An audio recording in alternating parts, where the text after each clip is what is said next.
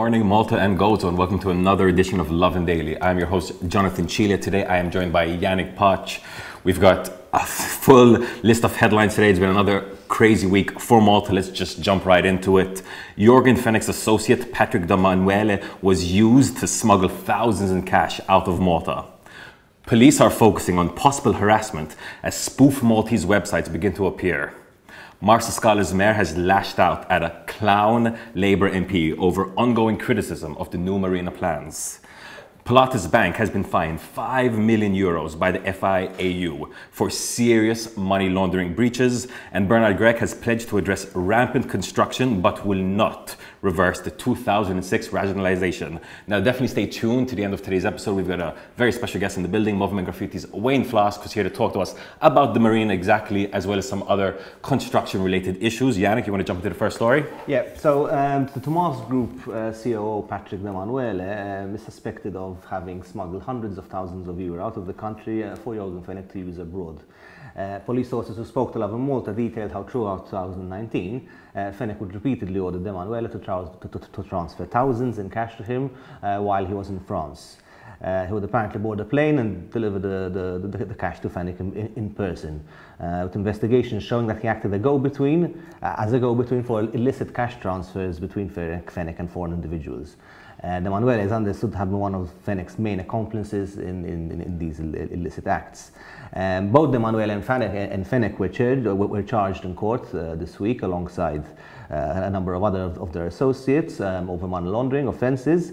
The charges, however, appear to be relatively minor when compared to what sources have detailed De Manuele was engaged in. However, I mean, it remains to be seen whether he would face more charges as a result of these accusations. You know, some of the details in the story is quite crazy. You know, apparently de Manuele would regularly deliver the cash in person, even catching a plane in Malta and meeting up with Fennick in France to provide the cash. So you can just imagine what that must look like. Now, as far as where this information is coming from, it isn't very clear. However, it is believed to be linked to the WhatsApp chats as well as other evidence obtained from the mobile device of Jorgen Fennick himself. And let's be clear, you know, this is literally a treasure trove of information, and it's led to a number of other charges as well. So let's definitely see where this develops. Moving on to the next story and talking about investigations as well, the Maltese police have confirmed that they are investigating whether this recent spat of spoof websites and spoof emails could constitute the crime of harassment. Now, Lovin Malta, Times of Malta, as well as other websites have been spoofed in the last week or two. Fake websites have appeared that look exactly like these other websites that I've mentioned, and they'll have a minor change in the URL. It'll be very hard to notice that they're fake websites. Why they've been set up so far isn't very clear, though they are very much spreading misinformation in the names of these media houses that I've already mentioned. So now the police are looking into it. However, you know, they need to see if these spoof websites are breaking the law, and if they are, does it constitute harassment per se, or are they breaking another, you know, letter of the law? I can tell you, I myself, I've been receiving emails from people like Manuel Delia that are not from Manuel Delia. They are fake emails full of, you know, a lot of lies and false information. It's very worrying, actually, to get these emails. You get them from, you know, supposedly renowned sources. Then you go through it and you're like, what am I reading? And then you realize that the URL is just slightly changed, and it's very tricky. Yeah, I mean, it's quite unprecedented, to be honest. Like ever since the story actually was published for the first time, the number of emails have intensified. The campaign has clearly intensified over recent days. In fact, yesterday a protest was held in Valletta, where civil society members basically wanted to first and foremost express solidarity with the country's newsrooms and activists, and also to call for action to be taken. Both the Prime Minister and the opposition leader have condemned the attacks, with the Prime Minister having ordered for a committee to be set up in order to kind of evaluate what can be done. Because as you said, it's not clear what constitutes a criminal offence, though it does seem that there are definitely grounds for harassment charges, it would seem. And on to our next story. It's Marsaskala Mayor Mario Calleja yesterday lashed out at Labour MP Jean-Claude Micallef over his criticism of the proposed marina in the locality. So the story has dominated the headlines over the past few weeks after Transport Malta issued a call for proposals for the construction of this marina in Marsaskala's bay. Residents and activists have since mobilized to oppose the plans, which have been justified by the Prime Minister on the basis of what he claimed was the need for the locality to see increased investment. Like the Prime Minister, practically all government ministers and Labour MPs have shied away from criticising the project and have even justified it, with the exception of one MP, Jean-Claude Micallef, who is elected from the district that includes Marsaskala, and who has taken a stand with residents and said that, listen, this is unacceptable, especially given that there was no consultation held before that. Over the weekend, he gave an interview with local paper Loom, in which he suggested that the Marsaskala local council had created a subcommittee on the matter behind the councillors' backs.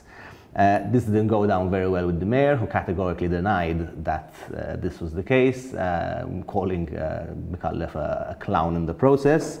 He basically accused him of lying about him in order to look good with his constituents. In fact, told him, if you think that the politics of lies and confusion is going to help you move forward, you're very much mistaken. It's quite rare to see members of the same party going at each other's throats. That is very, very true. But it wouldn't be Maltese politics if there wasn't a bit of mudslinging right here and there, name calling. What I'm interested in seeing is, just this morning we've seen plans of a new marina. In Shemshia. Now, this isn't at the same level as the Marsaskala marina, but as you said yourself, this topic, marinas has dominated the headlines for the last few weeks. Now, with these new renders coming out that you'll be seeing later on today on lovinmalta.com, I'm very interested to see where the discussion goes on that one. Moving on to the next story, a now defunct bank that was at the center of the e-grant controversy has been fined nearly €5 million. So Pilatus Bank, a name that I think resonates with many Maltese people who have been following the news over the last few years, has been fined nearly €5 million by the FIAU for breaching money laundering and terrorism financing rules. Now, it's really interesting actually. They've done a bit of an analysis, and they found that the bank was in breach of several legal provisions, leading to, quote, the egregious money laundering risks that were not being mitigated in any manner. They said that the bank had a total disregard towards safeguards, letting millions pass through the Maltese economy without any consideration of possible money laundering. Now, obviously, when people think of Pilatus Bank, one of the images is that man running in the middle of the night with that bag full of who knows what, we'll never know now. So there's lots of shadiness related to the bank, lots of questions remain over it, but now that they've been fined $5 million, I guess it kind of goes to show that those questions, were apt, they were appropriate to be asked. No, yeah, and it does beg the question how the FIU gave the bank a clean bill of health back in 2016. If you look at the report from this fine, you see statistics like, for example, 86% of transactions had not kind of undergone the necessary checks, or even up to 97% of client files were not updated. So it would seem that the situation was a lot worse than we were led to believe for a very long time. But it's good to see that at the very least now some action has been taken. I suppose it's better late than never. So on to our final story, PN leader Bernard Grech has pledged to address rampant construction in the country if elected Prime Minister. However, he has stopped short of promising a review of the 2006 local plan. Grech was speaking yesterday during a press conference during which the PN launched a new working group that is meant to come up with policies on the environment, where he was asked about the 2006 rationalisation, which saw a number of areas included in the development zone as well as building heights increased. This 2006 rationalisation is consistently used by government MPs to justify certain projects which they claim had been approved by a European government. Despite this, there have been no changes made to it, or if there were, there have been piecemeal changes intended for specific purposes. Environment Minister Anna Farrugia has pledged to a review of the local plan, though he did also say that anyone who wants to get elected to Parliament is not going to say that we're going to change it. It seems that Greg is of the same opinion, telling journalists yesterday that it was basically his position is that ultimately it was Labour's responsibility to change this. He says the plans were changed 15 years ago and reality has changed today, and essentially what he said was that he is not willing to impinge on people's rights, especially if they've bought or sold property with the intention of developing it. While one can understand Greg's argument, the truth is, Labour can make the same argument given that they were elected 6 years after these plans were changed and people had already bought and sold property. But at some point, I guess, if we agree that there's a problem, someone needs to say there's a cut-off point and, this is when it's going to change. That's exactly right. The idea that, you'd stick to these plans that are 15, nearly 16 years old, when you have protests, when you have residents calling out, at some point someone kind of has to stand up and, stop the buck, as it were. But that might hurt their votes. But we've got a very special guest in the building today to talk to us specifically about this topic. So we're going to cut to a quick video, and when we're back, we'll have Wayne Flask in the building with us. I live by the sense of urgency. Yeah, life surprises you. You can do incredible things, even without moving any muscle of your body. Yeah.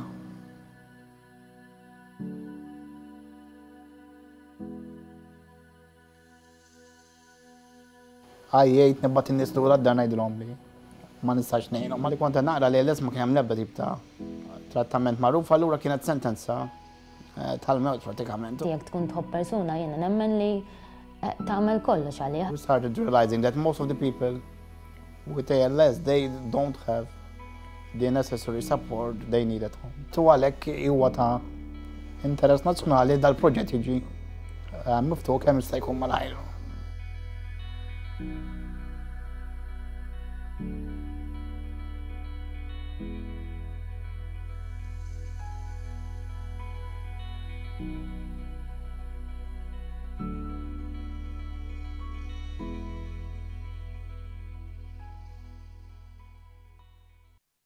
We're here with Wayne Flask from Moviment Graffitti, who are going to be discussing the Marsaskala marina with and perhaps some other subjects. We're going to do the interview in Maltese, so apologies for those English-speaking viewers.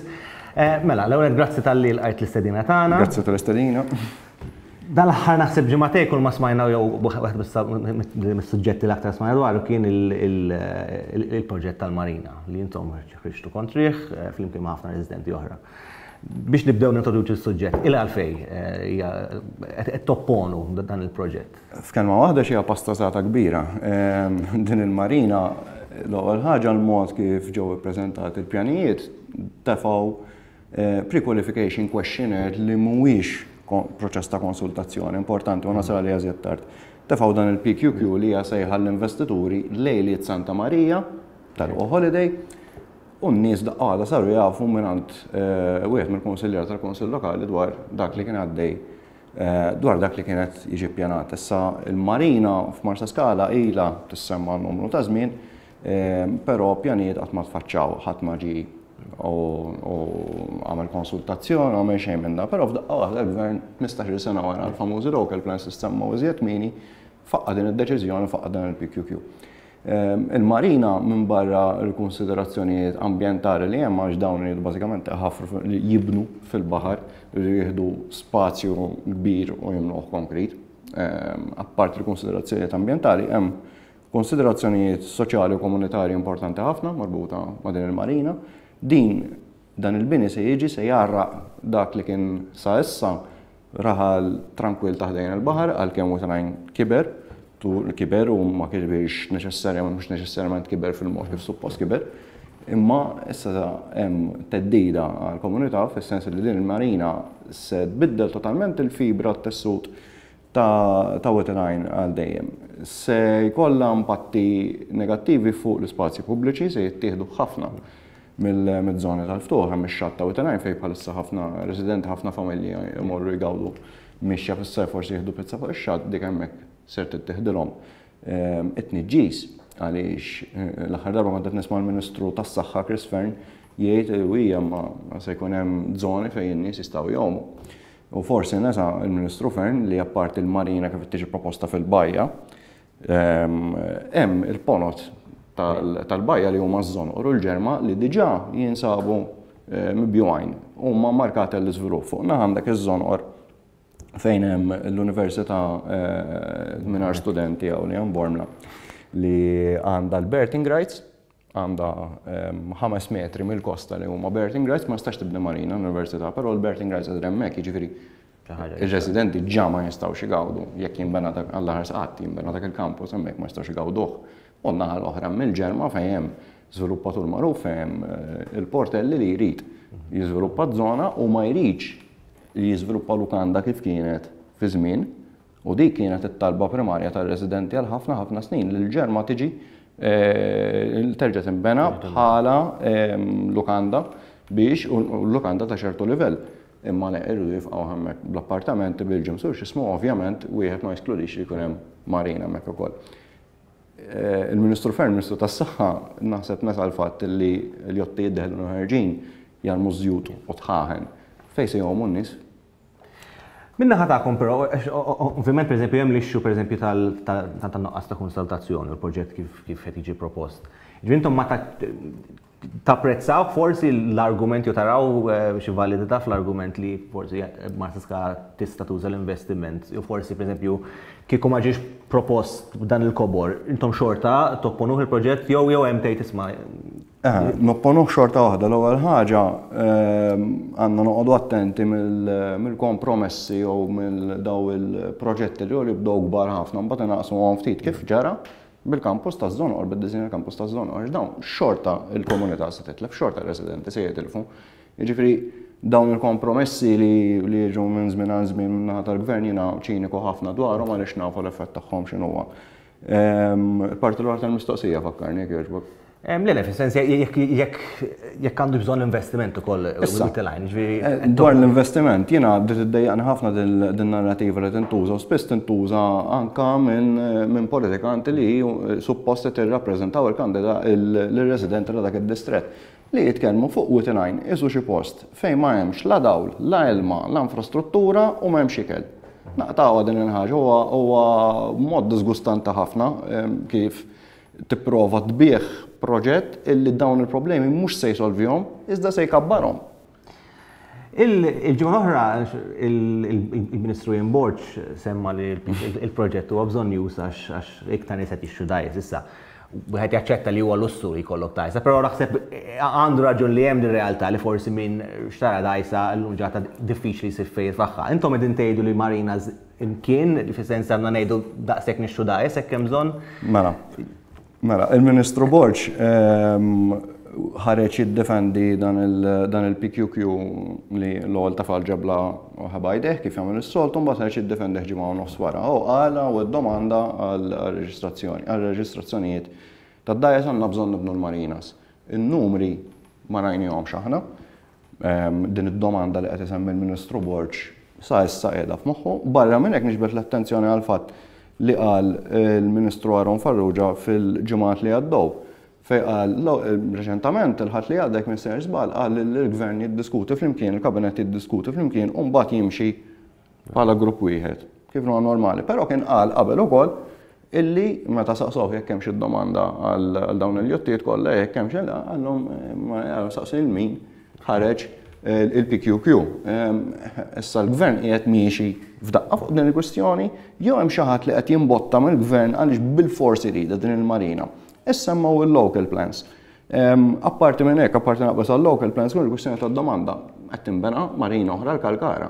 Dalgħodu reġa' ħareġ it-tender għax-xemxija. Jiġifieri dawn f'daqqa aħna 15-il sena eżatt minn wara li nkitbu l-local plans. Sparat din id-demand għal-marinas. Meta ġejt hawnhekk l-aħħar darba kont wissejt u kienet qed tiġi bit-toroq li hemm xi ħadd illi fetaħ il-local plans qoddimu u kull triq jew kull area li jista' tiġi żviluppata issa qabel l-elezzjoni qed jara kif jagħmel kif jiżviluppa. U dan huwa l-każ klassiku ta' din il-marina ta' Wittline, huwa każ ieħor. Ġifieri fil-każ ta' Xemxija, pereżempju, xorta intom kontra u ġifieri ta' blanket marinas at this point. Le, jew willing li tgħidu isma' ħanaraw x'ħajkun l-impatt, ħanaraw jekk huma konsultazzjoni. Ħamlu ċara, mhux daqshekk importanti x'jaħseb il-Moviment Graffitti, daqskemm huwa importanti x'jaħsbu r-residenti ta' kull lokalità. Fil-każ ta' Wittline, ir-residenti ta' Wittline tkellmu biċ-ċar, naħseb ir-residenti ta' Xemxija dal-għodu għadhom qed isiru jafu dwar dan it-tieni tentattiv li timmena l-marina għaliex l-ewwel wieħed kien intilef bil-qorti wara li kien hemm xi kwistjonijiet li għandhom x'jaqsmu mat-tender, jekk ir-residenti ta' Xemxija u ta' San Pawl il-Baħar huma kontra din il-marina u jixtiequ jopponuha. L-avukat tax-xitan, pereżempju, meta niftakar kien hemm il-kontroversja fuq il-marina il-Birgu. Sowa. Issa naħseb illum kull min ħares li proġett jgħid fil-verità ftit naħseb għataw nisejdu kien proġett ħażin. Hemm il-possibilità li tiġi opponuta issa x'tak li jkun forsi jinħasad mill-bidla, però fil-verità mhix ħadd tkun daqshekk katastrofika. Żewġ konsiderazzjonijiet naħseb il-Birgu kien hemm effetti fuq il-komunità fuq ir-residenti li ftit li xejn huma magħrufa u hemm nies minn Wittline li segwew x'kienet jiġri l-Birgu u ma jixtiequx li jiġri l-istess fir-raħal tagħhom. Ġifieri din mhijiex for granted. Pereżempju għandek il-kunċett tal-gentrification li jista' jobżoq il-barra numru sostanzjali ta' residenti minn raħal partikolari għaliex ma jibqgħux jaffordjaw jgħixu hemmhekk. Dak huwa effett negattiv ħafna. Jekk immorru l-Belt Valletta, kombinazzjoni kien hemm dik il-ġmiel ta' platform li telqilna ġlu xwiereb, dan il-5 snin ilu kienet titkellem fuq master plan għal-belt. Il-master plan ta' dawn in-nies għall-irħula huwa li jifqgħuh bl-investiment tagħhom privat, jieħdu li għandhom jieħdu u fil-komunità ma jħallu xejn. Kif ġara anke bil-V18 il-belt. Il-V18 ir-riżultat tagħha fetħu numru ta' stabilimenti kummerċjali li bidlet il-ħajja tar-residenti għal kollox. Nieħdu s-suq din il-famuża pjattaforma li saret il-bieraħ minn xwiereb postijiet oħrajn li tnaqru minn madwar il-belt. U l-istess jiġri Wittline. Speċjalment proġett massiċ ta' dawn id-dimensjonijiet. U oħra, in-nies, l-ispazju tagħhom fejn se jkun b'din il-marina. Għaliex jien tiġi xtejlien personalment m'iniex se noħroġ fil-għaxija kolpit sa neċċessar il-jottijiet sejrin hekk lejla sieħa, bħalissa mbajja pittoreska bħal dik, tara min-naħa l-oħra tal-bajja, tara mit-tarf fejn kont protestaw aħna mill-area tal-ban li tara l-Knisja, avolja madwar il-Knisja telgħu mostri li sorprendentament pereżempju ma sabux oppożizzjoni mill-Kunsilli ta' dak iż-żmien, inkluż id-depaw tal-Pulizija, però dan il-proġett assolutament mhuwiex sostenibbli għal Wittline b'ebda mod. Semmejna l-local plans u fl-aħħar xahar naħseb kemm il-gvern u kemm l-oppożizzjoni, naħseb il-Ministru Aron Farrugia u issa l-bieraħ Bernard Grek.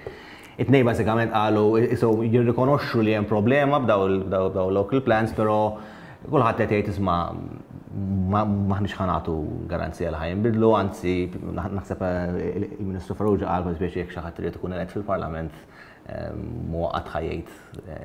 X'inhi l-analiżi tagħkom tagħha di? L-ewwel ħaġa hija impossibbli ma tindunax bl-ipokrizija u din hija xi ħaġa li l-Ministru Borx kien ġa qal sentejn ilu qabel il-protesta tas-7 ta' Settembru 2019 meta kien waħħal fil-pjanijiet fil-local plans tal-2006 bħala l-kawża tal-protesta li hija verità parzjali.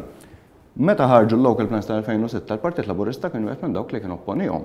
Kien hemm protesti dak iż-żmien, niftakar l-Avukat Claire Bonello kienet qalet li Belmont Ministru Nazzjonalista pereżempju fuq plakar li kien jgħid Vote George get Lorry. Issa avvanzajna stadju ieħor għax għandna lorry ġdid illi dawn il-local plans jafhom bl-amment. Jiena impressjonani kif ma jistħix il-Ministru Borx jgħidu ċertu affarijiet għaliex qed tiġġustifika xi ħaġa li jagħmel l-għadu, però mbagħad qed tuża inti għall-iskopijiet tiegħek. Il-Ministru Borx għandu jgħidilna wkoll veru hemm il-local plans, imma fejn huma n-numri fejn qed turina li r-reġistrazzjonijiet tal-jottijiet jeħtieġu marina ġdida. U barra minn hekk l-ewwel saqsejtni jekk għandniex nagħlqu reġistrazzjonijiet. Jekk hemm bżonn iva nagħlqu reġistrazzjonijiet għaliex il-jottijiet ma nistgħux jieħdu l-ispazji pubbliċi tal-pubbliku, ma nistgħux impaxxu minoranza bil-flus u nisirqu l-raħal sieħ minn bajja tagħhom. Ma l-argument jisu li mhux qed tibqa' minoranza, kważi li qed jiżdiedu aktar ma jgħaddi żmien. Ma naħsibx li d-domanda li jottijiet hija akbar minn numru ta' residenti li hemm kontra li hemm veterani in ġenerali jew li hemm kontra l-marina, daw qed nitkellmu fuq 700 jott. X'għandhom speċjali dawn is-700 ruħ iżjed minn nies li jgħixu u morhom kollhom ġo dan ir-raħal għalfejn millum għall-għada għandu jiġi xi ħadd li ma wetelajn m'għandux jaqsam xejn, ma jaf xejn dwar ir-raħal, però jrid jibni l-marina għax għandu l-flus. Għan nibqaw sejrin hekk. Allura se jitnaqtrilna wetelajn, se jitnaqtrilna x-xemxija, l-kalkara ġa mitluf, Dellimar kien hemm il-bajja tal-Kalanka, ħaduha mbagħad inxtrat l-art ta' warajha. Issa noqogħdu sejrin hekk. Biex taqbis l fuq il-local plans, ovvijament l-argument li għet isir manka mill-kap tal-oppozizjoni l-bira kien li jek dak li jkun xtara biċċar tissa inti ma stax toħordu dak id-dritt. Taraw xi valur f'daw l-isfessens? Assolutament le, etnej li huma kemm il-Labor kemm il-PN għandhom isibu l-klawżola fil-liġi li tagħti id-dritt li tiżviluppa bħala dritt universali ola mill-liġijiet tal-ippjanar. Ħabdu minn hemmhekk jekk inti għandek art fuq D-Z m'għandekx id-dritt awtomatiku tiżviluppa għalih. Hemm regolamenti li applikaw dan huwa dan isir mad-dinja kollha. Għad nsemmi d-dinja kollha insomma. Nsemmi mod partikolari dan il-famużi local plans tal-2006 baqgħu la taħt il-PN la taħt il-Labor ma ġewx ma nbagħtux għal-ratifikazzjoni fil-Kummissjoni Ewropea. Għaddew 15-il sena u għadhom ma marrux l-Ewropa, alla ħares inbagħtu l-Ewropa x'kieku jgħidu n-nies m'għodu paċenzja li twaqqgħu nofs l-irwula tagħkom.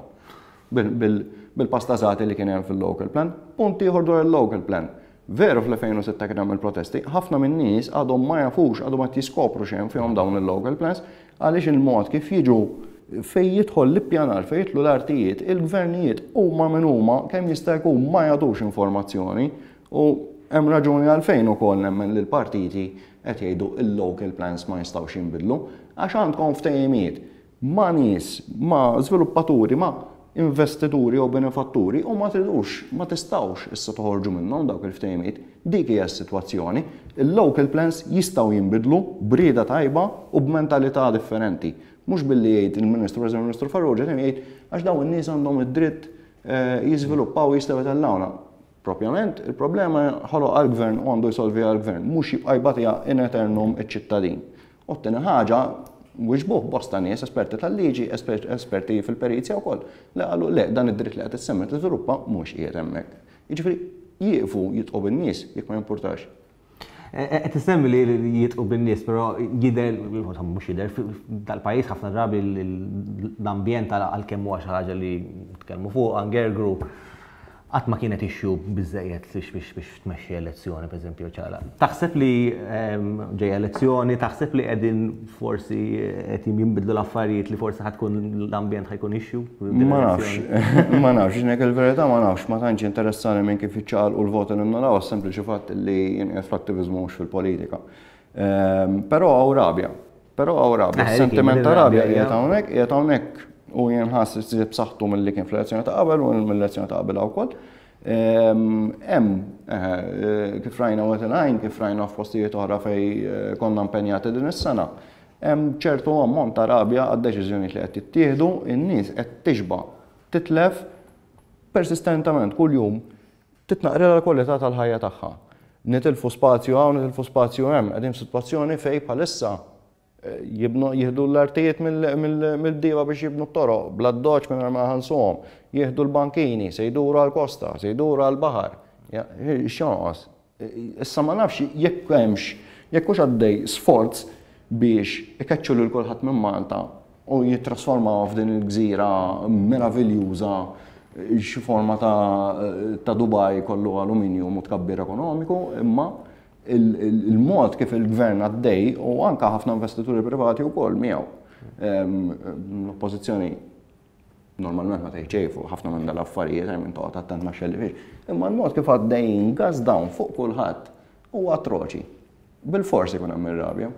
U kellna pereżempju tħabbru xi proġetti bħalma kien pereżempju l-ġnien ta' ċikku fenek, jidher li hemm għall-inqas għarfien tal-fatt li forsi nies qed jiddejqu ħabba kwalità tal-ħajja u jidher li hemm xi forma ta' effort Huwa biżejjed taħseb li hemm xi partit li għandu kredenzjali fejn jidħol l-ambjent? Assolutament le, ebda minnhom għandu kredenzjali, qed insegwi l-kampanja partikolari li qed jagħmlu 4 ministri segretarji parlamentari li qed immorru f'daqqa waħda bdew jiftħu l-ġonna l-innolaw. Il-każ tal-ġnien tal-Mosta veru ħelu għaliex se jirrestawraw ġnien apparti li ġifieri se għaxtu xi siġara u l-modijiet tal-konkos u dan huwa l-kunċett tagħhom ta' ġnien. Li tħalli xi ħaġa unspoiled, xi ħaġa bla mittifes, ma jeżistix. Irridu bil-fors nagħmlu kemm jista' jkun pulit, ma jmurx xi ħadd taħamex daqsxejn qalsil bil-ħamrija fil-ġnien.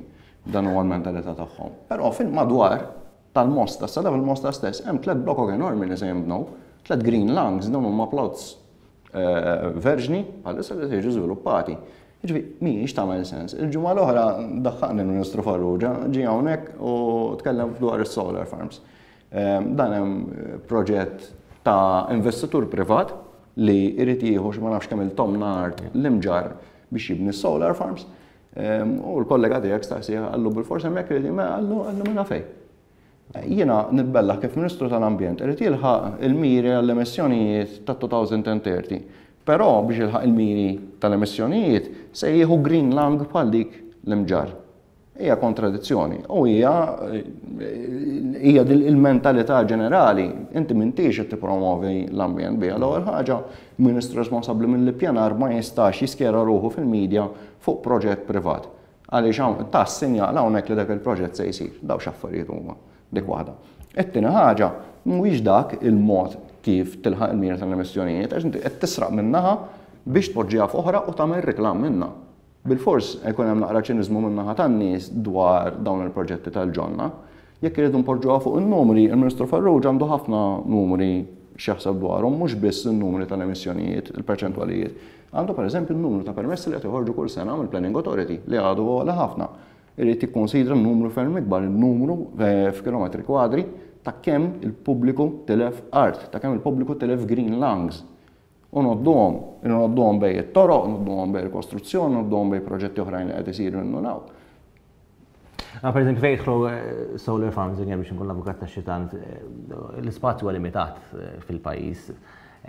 U fis-sens għandu responsabilità li dejjem ngħidu rridu nżidu l-enerġija rinnovabbli. Ġifieri, tapprezza l-inqas li forsi hemm u jkun f'pożizzjoni fejn se taqta' fejn taqta'. Għandu soluzzjoni sempliċi ħafna. L-ewwel ħaġa li l-ispazju huwa limitat jissemma biss fejn huma konvenjenti għalihom, fejn proġett li jsir bil-fors hawn.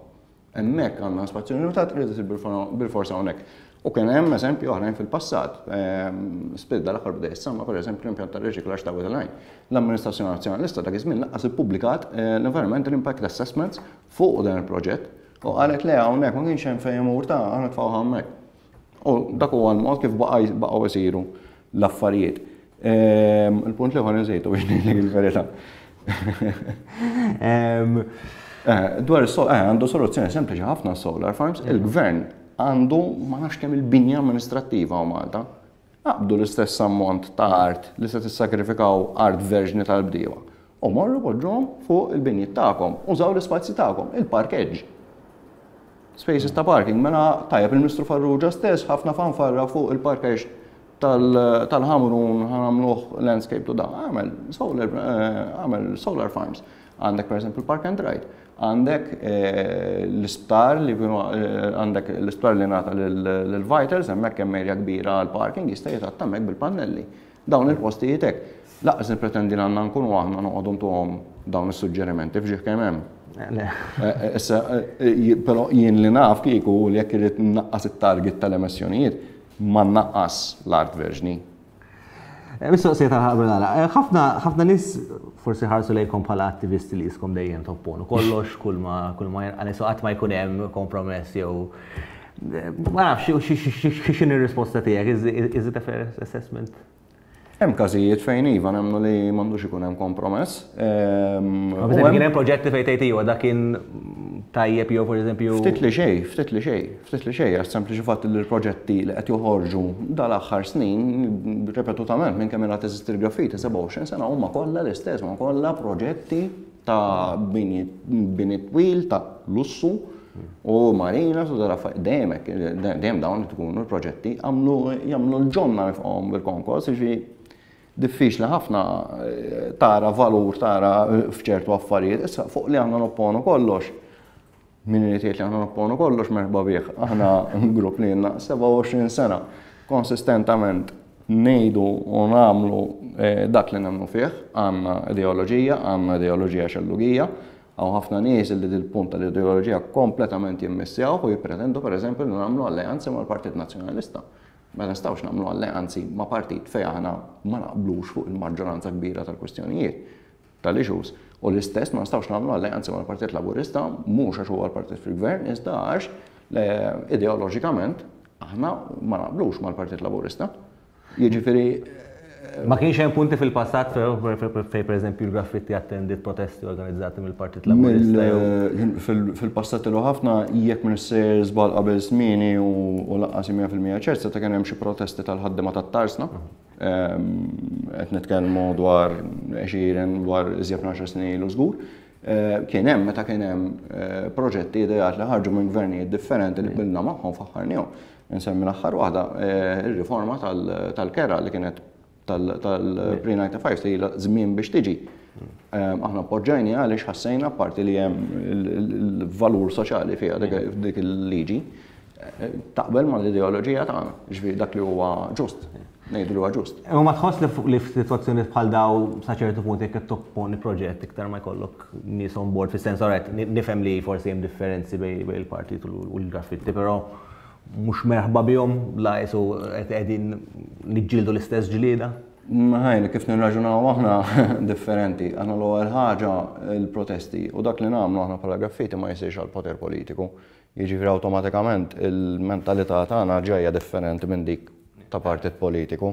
Issa biex iġġib in-nies naħseb li dik il-problema għad ma ġiet sorpassata u il-ġimgħa li għadda l-ewwel ħaġa kienet għas-seniet li kienet il-protesta tal-Graffitti, il-protesta kienet tal-komunità.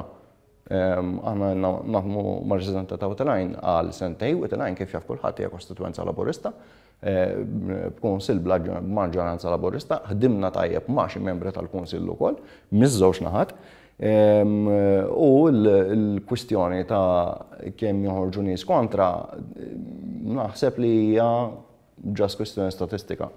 Kien importanti li joħroġ il-messaġġ li hemm l-oppożizzjoni għal Marina u naħseb li dak il-messaġġ joħroġ iżjed ċar meta ikun hemm residenti, meta ikun hemm assoċjazzjonijiet pereżempju tal-pal tan-nar, pal tal-festi, illi ġew jitkellmu fuq ir-raħal tagħhom minn lat li m'għandux x'jaqsam mal-politika. U alla ħares nibqgħu sejrin biha din tal-politika, l-politika tkun hemmhekk bil-fors. Aħna nofru spazju mhux partiġan għal assoċjazzjonijiet bħal dawn, għal residenti, għal bdiewa f'ħafna drabi. U isir u nafruh tal-ispazju u mbagħad nafu illi mhux se nagħmlu kompromessi kif pereżempju il-Partit Nazzjonalista dam biex ħareġ pożizzjoni ċara fuq il-Marina.